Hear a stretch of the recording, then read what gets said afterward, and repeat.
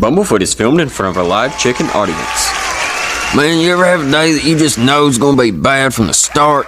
Well, that's exactly how my day started out from the time I started hearing Rodney's annoying-ass crow. Hey, Bumbles, what you getting into today? Let me guess. Get bitches. You damn straight I'm gonna be getting bitches, and I'm starting with your mom. All day, every day, slick and greasy, quick and easy.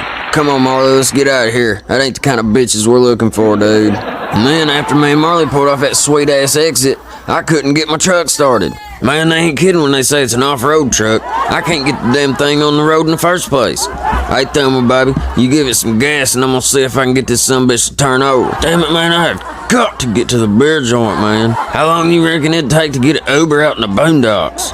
Spoiler alert, it took 53 minutes and I had to smell some stranger's farts all the way to the beer joint, man. Hey, Brad, you seem like a pretty cool dude, but if I smell your breakfast one more fucking time, man, I'm pecking your fucking eye out, dude. God damn it, man, I don't even like eggs. Man, fuck it, I'll walk the rest of the way.